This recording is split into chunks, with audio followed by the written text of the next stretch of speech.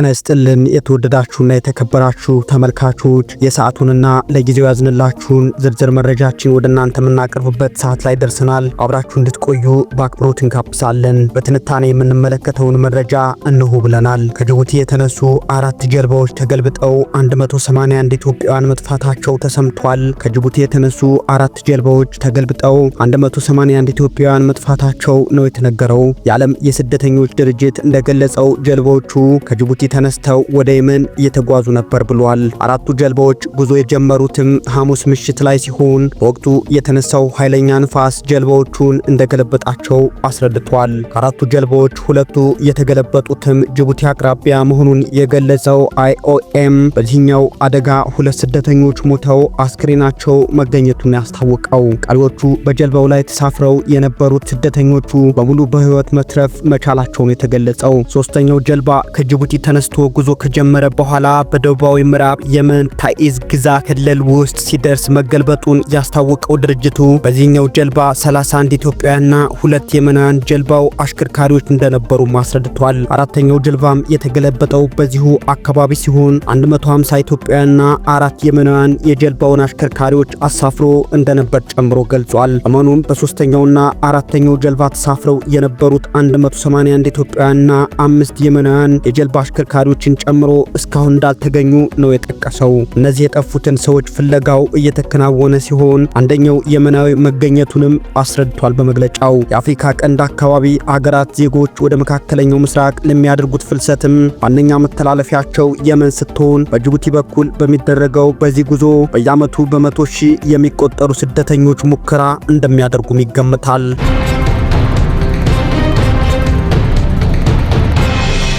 ወደ ሌላኛው የትንታኔ መረጃ ስናልፍ ደግሞ ትራምፕ ለኢራኑ ሐማኒ የኒኩሌር ድርድር ለመጀመር ደብዳቤ መላካቸው ተሰምቷል። ሩሲያ ከ2018 ወዲህ ዳግም ግንኙነታቸው የሻከረውን ዋሽንግተንና ቴህራን ለማሸማገል ጥሪ ማቅረቧም ተገልጿል። የአሜሪካው ፕሬዝዳንት ዶናልድ ትራምፕ ከኢራን ጋር የኒኩሌር ድርድር ለመጀመር ለኢራኑ ጠቅላይ መሪ አያቶላህ አሊ ሐማኒ በይፋ ደብዳቤ መላካቸው ነው የተነገረው። ፕሬዝዳንቱ ከፎክስ ኒውስ ጋር ባደረጉት ቆይታም ቴህራን ዳግም ወደ ንግግር መለሳለች ብለው እንደሚጠብቁ ተስፋቸውን ገልጸዋል። የኢራን ጉዳይ በሁለት መንገዶች ሊፈታ ይችላል፣ በወታደራዊ አለያም ስምምነት ላይ በመድረስ እኔ የኢራን መልካም ህዝብ እንዳይጎዳ ስምምነቱን እመርጣለሁ ሲሉም ነው ያብራሩት። ትራምፕ የኢራን ባላንጣ የሆነችው እስራኤል ስትራቴጂካዊ አጋር አሜሪካ ቴህራን ወደ ድርድር ተመልሳ ስምምነት ካልፈረመች ምን ሊፈጠር እንደሚችል በዝርዝር ባይጠቅሱም ሌላ ኒኩሌር የታጠቀ ሀገር እንዲኖር አንፈቅድም ብላለች። ኢራን በትራምፕ ተልኳል ስለተባለው የድርድርን ጀምር ደብዳቤ እስካሁን አስተያየት አለመስጠቷም ነው የተነገረው። ፕሬዝዳንት ትራምፕ በመጀመሪያ የስልጣን ዘመናቸው በ2018 ኢራን ከአምስቱ የጸጥታው ምክር ቤት ቋሚ አባላትና ከአውሮፓ ህብረት ጋር በፈረንጆቹ 2015 ከተፈራረመችው የኒኩሌር ስምምነት ሀገራቸውን አስወጥተው በቴህራን ላይ ዳግም ማዕቀቦችን እንዲጣሉ ማድረጋቸውም ይታወሳል። በመካከለኛው ምስራቅ ሆነ በመላው ዓለም የተጀመሩ ግጭቶችና ጦርነቶችን በማስቆም ሰላም ሰሪ መሪ በመባል በታሪክ መወሳት ፈልጋለሁ የሚሉት ትራምፕ ዳግም ወደ ነጩ ቤተ መንግስት እንደገቡ ከቴህራን ጋር መደራደር እንደሚፈልጉ ማሳወቃቸውን ሮይተርስ ዘግቦታል። ኢራን የኒኩሌር ጦር መሳሪያ ባለቤት መሆን የለባትም ሲሉ በተደጋጋሚ ተናግረዋል። ቴህራን በበኩሏ ለትራምፕ ሁለት አይነት መልሶችን ስትሰጥ ቆይታለች። የሀገሪቱ ጠቅላዩ መሪ አያቶላህ አሊ ሐማኒ ትራምፕ ስምምነቱን የ2015ቱን የኒኩሌር ስምምነት ቀዶ ጥሎታል፣ ከአሜሪካ ጋር መደራደር እንደማያዋጣ በልምድ አረጋግጠናል ባይ ናቸው። ለዘብተኛው የኢራኑ ፕሬዝዳንት መሱድ ፔሽኪያን እና የኢራኑ የውጭ ጉዳይ ሚኒስቴር ደግሞ ዋሽንግተን የሁለቱንም ሀገራት ጥቅም የሚያስጠብቅ ስምምነት የምታቀርብ ከሆነም ለመደራደር ዝግጁ መሆናቸውን ገልጸዋል። በቻይና አደራዳሪነት ከቴህራን ጋር ግንኙነቷን ለማደስ የተስማማችው ሳውዲ አረቢያም በቅርቡ አሜሪካና ኢራን ለማቀራረብ ፍላጎት እንዳላት ማስታወቋ ይታወሳል። የቴህራን አጋር ሩሲያም ዋሽንግተንና ቴህራን ለማሸማገል ጥሪ ማቅረቧም ተነግሯል።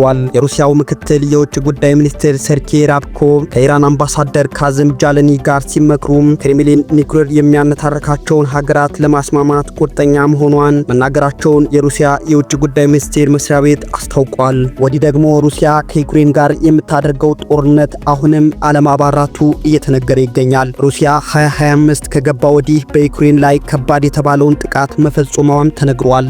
የሩሲያ ጦር ዶኔትስክ ክልል ውስጥ በሚገኘው አድሪቪካ መንደር መያዙንም አስታውቋል። በጥቁር ባህር ላይ የተሰማሩ የጦር መርከቦችን ባሳተፈው መጠነ ሰፊ ጥቃት ሩሲያ 58 ሚሳኤሎችንና 194 ድሮኖችን ተጠቅማ ጥቃቱን ሰንዝራለች። ሩሲያ በዩክሬን በፈጸመችው መጠነ ሰፊ ጥቃትም ቢያንስ 4 ህጻናትን ጨምሮ 18 ሰዎች ቆስለዋል የተባለ ሲሆን የሰው ሕይወት ስለማለፉ ግን የወጣ ሪፖርት የለም ነው የተባለው። የዩክሬኑ የባህር ኃይል ቃል አቀባይ ዲሚትሪ ፕሌንኬቼክ ከሀገሪቱ ቴሌቪዥን ጣቢያ ጋር በነበራቸው ቆይታም ሩሲያ በፈረንጆቹ 2025 ከተጀመረ ወዲህ በጥቁር ባህር ላይ የተሰማሩ የጦር መርከቦቿን ያሳተፈ መጠነ ሰፊ ጥቃት መሰንዘሯን ተናግረዋል። በጥቁር ባህር ላይ የተሰማሩ የጦር መርከቦች አዳሩን ብቻ ከ20 በላይ ሚሳኤሎችን ወደ ዩክሬን መተኮሳቸውንም አስታውቀዋል። የዩክሬን አየር ኃይል በበኩሉ ሩሲያ አዳሩን በአጠቃላይ 58 ሚሳኤሎችንና በርካታ ድሮኖችን ተጠቅማ ጥቃት ሰንዝራብናለች ብለዋል። አየር ኃይሉ 34 ሚሳኤሎችና 100 ድሮኖችን ኢላማቸውን ሳይመቱ አየር ላይ መጥቶ መጣሉንም አስታውቋል። የሩሲያን መጠነ ሰፊ ጥቃት ለመከላከልም የፈረንሳይ ሚራይ ተዋጊ ጀቶችን ለመጀመሪያ ጊዜ ማሰማራቱን ነው የገለጸው። የሩሲያው መከላከያ ሚኒስቴር እንዳስታወቀው ከሆነ የሩሲያ ኃይሎች በትናንትናው ዕለት ምሽት ዶኔትስክ ክልል ውስጥ የሚገኘውን አንድሬቪካ መንደር መያዛቸውንም ነው የገለጸው። የሩሲያ ዩክሬን ጦርነት ከተጀመረ 3 ዓመታት ያስቆጠረ ሲሆን ጦርነቱን በሰላም ስምምነት ለመቋጨት ከፍተኛ ጥረት እየተደረገ ይገኛል። የዩክሬን ሩሲያ ጦርነት ለማስቆም ቃል በገቡት ትራምፕ የሚመራው የአሜሪካው አስተዳደር ከሩሲያ ጋር ንግግር ማድረግ መጀመሩም እየተነገረ ይገኛል።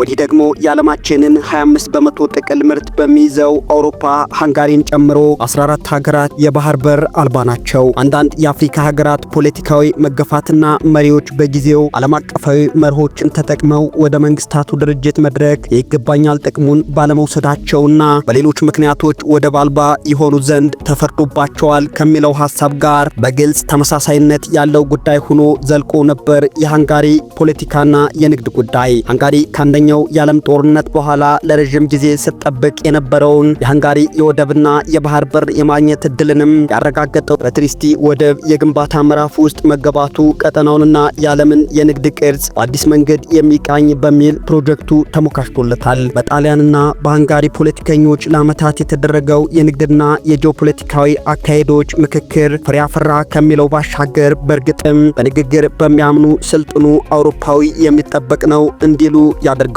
ለበርካታ ሀገራት ትምህርት የሚሰጥም ሆኖ ተመዝግቦለታል። በኮቢኒያ የግንባታ ስፍራ የጣሊያንና የሃንጋሪ ባለስልጣናት ከሰሞኑ ጉብኝት እያደረጉም ለቀጠናው ትብብር ቁልፍ ሚና ያለው ፕሮጀክት ለጋራ አንድነታችን መሰረት ጣልን በሚል ለቀጠናው በጥቅሉ ለአውሮፓ አህጉር የሚኖረው ሚና ያሳዩበት መንገድ 16 ሀገራትን መውጫ መግቢያ ያጡባት አፍሪካ፣ 14 ሀገራት ወደብ አልባ ለሆኑባት ለራሷ አውሮፓ፣ 12 ሀገራት ለተቆላለፉባት ኤዥያ፣ 2 ሀገራት ብቻ መውጫ መግቢያ ላጡባት ደቡብ አሜሪካ፣ በጥቅሉ 44 ሀገራት ወደብ አልባ ለሆኑባት ዓለም ከሮምና ቡዳፔስት ትምህርት ለመውሰድ አረንጓዴ ምልክት ይሆንላታል። ሰሜን አሜሪካ፣ አውስትራሊያና አንታርክቲካ ብቸኞቹ የባህር በር አልባ ሀገር የሌላቸው አህጉራትን ያቀፈችው ፕላኔቷ ምድር የባህር በርና የወደብ ጉዳይ እንቅልፍ የሚነሳት ስራዋ ላይሆን አይችልም። ታዲያ ያሁኑ የሃንጋሪ የ32 ሄክታር ተርሚናል ለ2 ዓመታት ስራ ላይ እንደሚውል የታለመለት የቡዳፔስቱ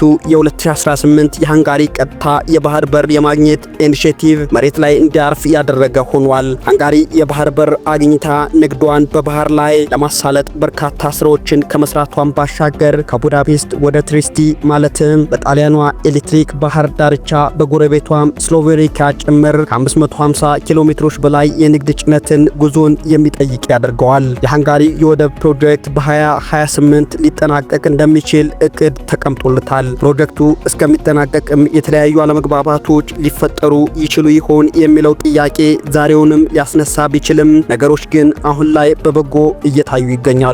የሃንጋሪው መንግስት ኩባንያ ኤድሬድ ፓሬድ የ209 ሚሊዮን ዶላር ፕሮጀክቱን አልምቶ የቡዳፔስትን የንግድ ትስስር ከቀጠናዊ ጋር አስተሳስሮ ወደ ትልቁ መድረክ ይወስደዋል ተብሎ ይጠበቃል። የሃንጋሪ የውጭ ጉዳይ ሚኒስትር ሚሌር ሌቪን ሀገሬ የራሷ ባህር ባህር መውጫ መግቢያና ወይንም ወደብ አቅሙ ከሌላት በሌሎች ምህረትና ፈቃድ ላይ እጇን ዘርግታ ሁልጊዜም እንድትለማመጥ ያደርጋል ማለታቸው የዓለምን ፖለቲከኞች ማንቂያ ሐሳብ ያደርገዋል። ይህን መውጫ መግቢያ አቶ የመቆየት መጥፎ እድል መለወጥ ፈልገናል እናም ጉዞ ላይ ነን በሚል ፖለቲካዊ መፍትሄ መሆኑን ለማስገንዘብ ሞክረዋል የውጭ ጉዳይ ሚኒስትሩ። ታዲያ ሃንጋሪ የባህር በር አልባ የሆነችው ከአንድ ክፍለ ዘመን በላይ ሲሆን ከአንደኛው የዓለም ጦርነት ማግስት በኋላ በክሩሽ በኩል ያለውን የባህር በር እድሏን ያጣችበት መንገድ እስካሁንም ድረስ እንደ በርካታ ሀገራት ስምምነቶች አነጋጋሪ ሆኖ ቀጥሏል። ምንም እንኳን እነ ጠቅላይ ሚኒስትር ቪክተር ኦርባን ታሪካዊ ስራ ሰሩ ዛሬም ቢባልም ሃንጋሪ በ1920 በትሬኑ ስምምነት ሳቢያ